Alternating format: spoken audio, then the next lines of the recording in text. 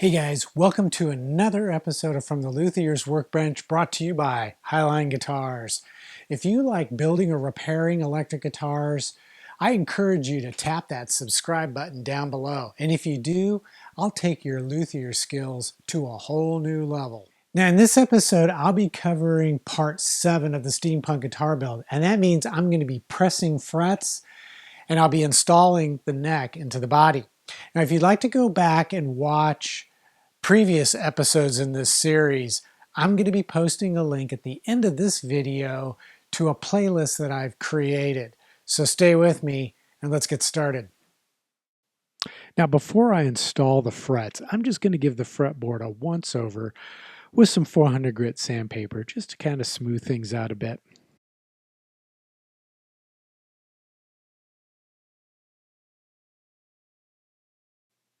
The fret wire that I'm going to be using on this guitar is my go-to fret wire, which is Just Car's stainless steel fret wire. And I buy it in bulk. Usually it comes in 1 pound spools.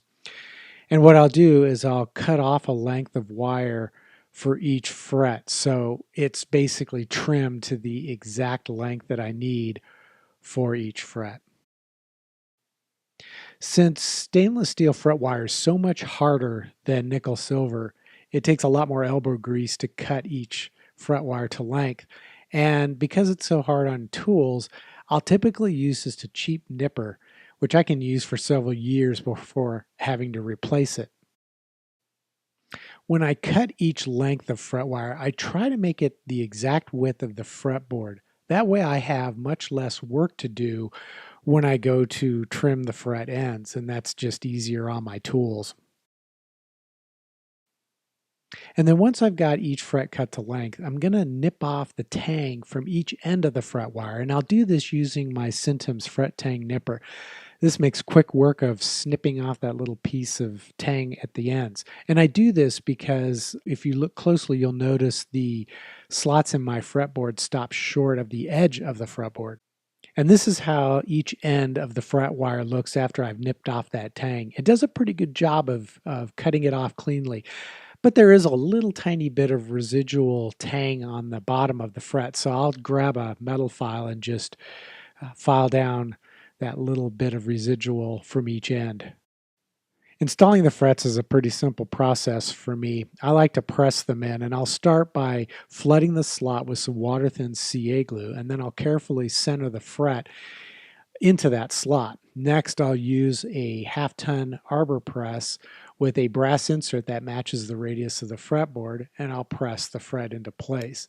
And then I'll just continue along until I've done all the frets along the neck. And as I press each fret, I'll hold the fret press into position just long enough for that CA glue to set up, which is really only just a few seconds. Now you'll notice I'm supporting the neck with my homemade neck support that I talked about in the episode where I glued on the fretboard. And I find this to be a very effective way of supporting the neck as I'm applying that half ton of pressure from the arbor press.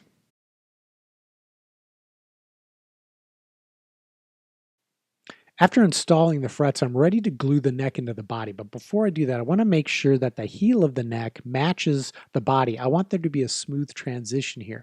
So I'll mark it with a pencil, and then I'll grab my Japanese Iwasaka file, and I'll begin filing that point of contact between the neck and the body until I have a nice, smooth transition. And I'll use both the Japanese Iwasaka file as you see me using here, and then I'll also use some 150 and then 220 grit sandpaper wrapped around a rubber eraser to fine tune that area.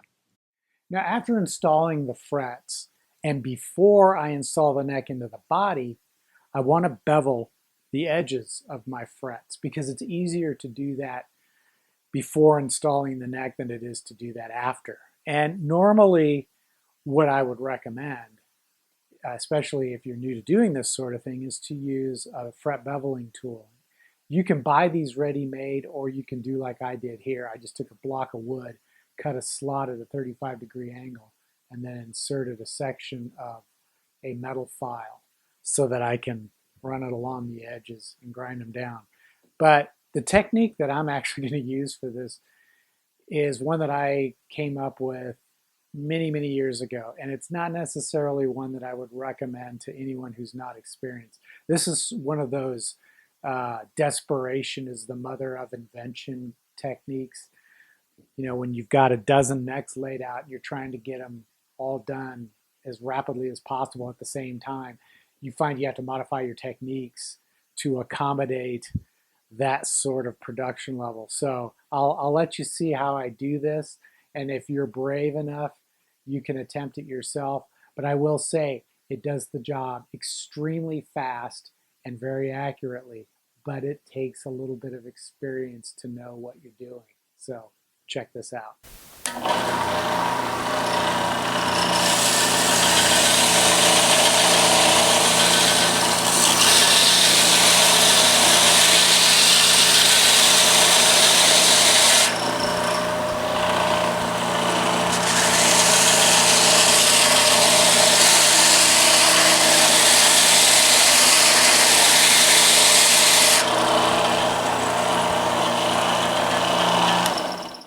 With the edges beveled, I'm ready to install the neck into the body. Now, of course, I still have to do some more fret work, but I can do that later on after the guitar has been assembled, which is really, I think, the best time to do it anyways. So now we'll move on to installing the neck into the body. Before I install the neck, there's a couple of things I need to do. And the first is I'm going to put a piece of tape across the heel of the neck. Then I'm going to put another one right up here at the nut. Next, what I will do is I will measure and mark the exact center with a tick mark on that piece of tape. Back here at the heel, and then right up here at the nut.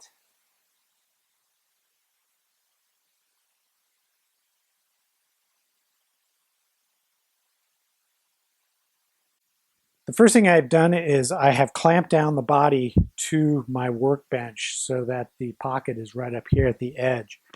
And what I will do is I will apply my wood glue into the pocket.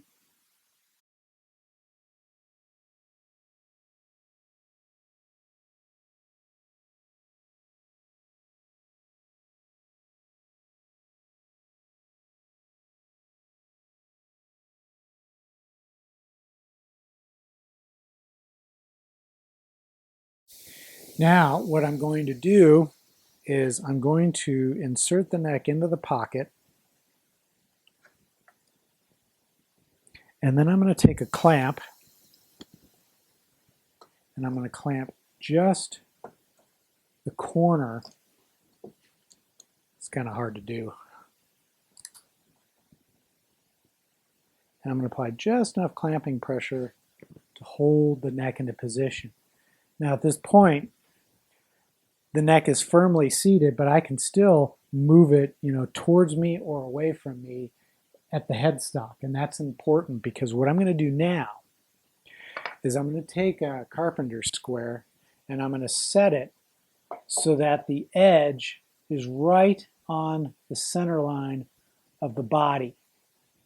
Then I'm going to take a length of thread, sewing thread, and I'm going to place it at the nut end on that center tick mark. And I'm going to bring it all the way back and place it on the edge of that square. And then as I bring it down, I want to see where it lands in relation to the center line dot that I marked at the heel. If it is slightly off, if it, isn't right over the top of that mark, I can shift the nut end of my headstock. I can move it side to side in order to get it perfectly lined up with the center. And I can make adjustments to the position of the square and just make sure that I have that perfectly positioned. And once it's positioned, I can then just apply a little bit more clamping pressure to hold that position. Then I can start applying my additional clamps to get it firmly clamped into the pocket.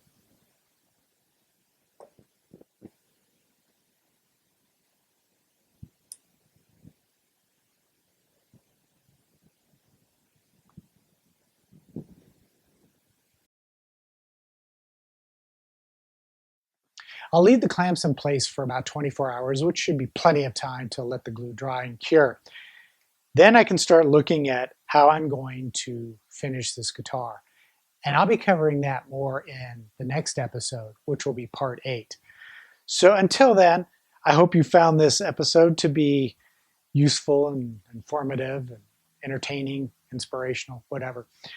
If so, please give me a thumbs up. That always helps. And if you don't already subscribe to my channel, do as I always say, click the subscribe button, click the bell for notifications, and then that way every time I post one of my guitar building videos, you'll be notified. And that's usually a couple of videos a week. So until the next episode, I hope you have a great weekend, a great week ahead, and I will see you soon.